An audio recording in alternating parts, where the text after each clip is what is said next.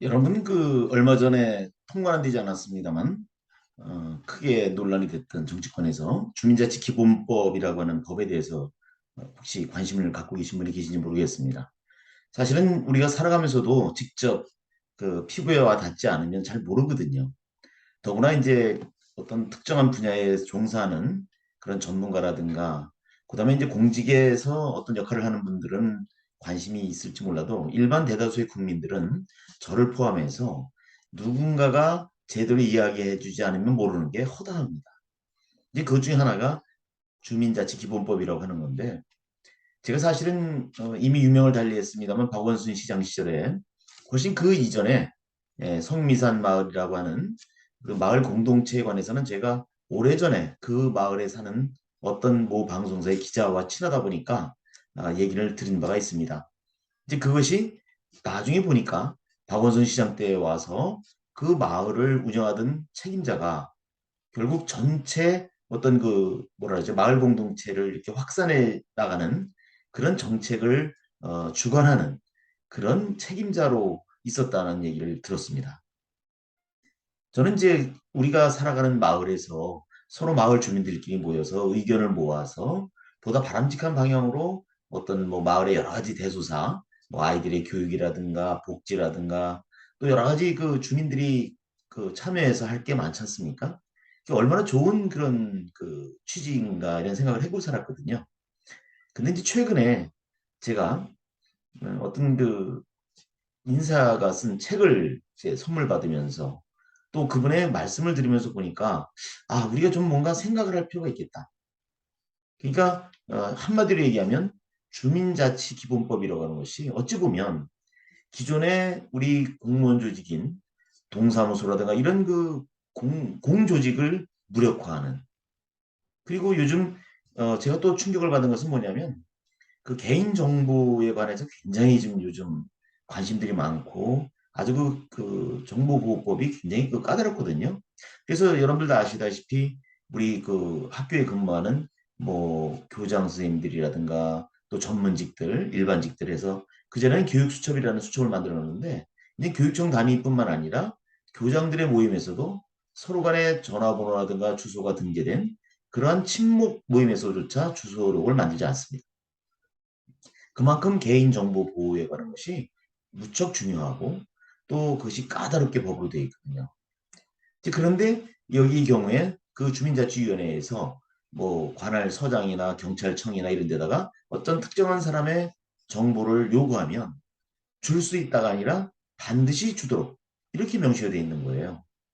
이건 시대 상황에도 맞지 않고 또 개인정보보호법과도 충돌되는 여지가 있거든요.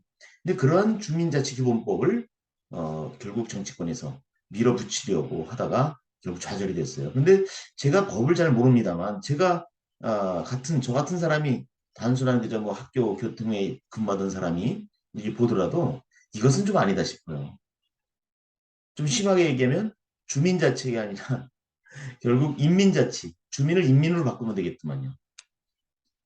예를 들면 어떤 의견을 표출하고 동참하는 것까지는 좋지만 결국은 그 주민자치위원회가 모든 것을 결정할 수 있다. 그랬을 때 동사무소는 그것을 따라야 되고 그러면 기존에 있는 어떤 국가로부터 쭉 내려오고 지방자치단체 내려오는 말단 조직까지 이 행정 체계가 있지 않습니까?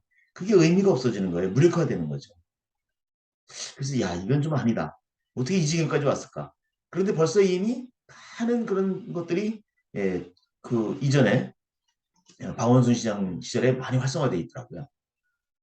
또 우리가 늘상 다니면서 좋게 봤고 또 내가 아는 지인 중에도 뭐 주민자치위원으로다 자기가 위촉이 됐다 그래서 그 위촉장을 뭐 이렇게 SNS에 올리고 자랑질하는 것도 봤습니다.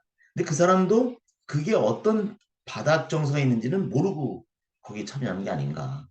그래서 설사 그런 기존에 있는 위원회에 참여하는 분들도 이것이 어떤 바닥의 정서를 깔고 있는지를 정확히 알고 있어야 될 것 같아요.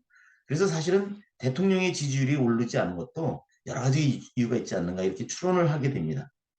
또 우리 얼마 전에 서울시 교육감이 농산어촌 아이들 교류 이거 옛날부터 있었던 거거든요.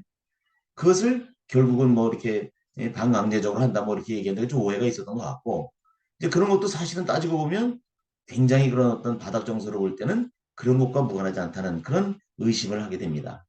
그래서 여기 보면 이 책에 보면 마을로 간 체제 전쟁이라는 요 소책자가 있고요. 그다음에 이제 그것을 이제 보완한 책이 바로 이겁니다. 주민자치기본법 공산화의 길목이다. 그래서 야 이거 참 심각하더라고요. 그래서 이 책을 여러분들에게 소개하는 이유는 우리가 무언가를 참여할 때 참여하더라도 제대로 좀 알고 해야 되지 않을까.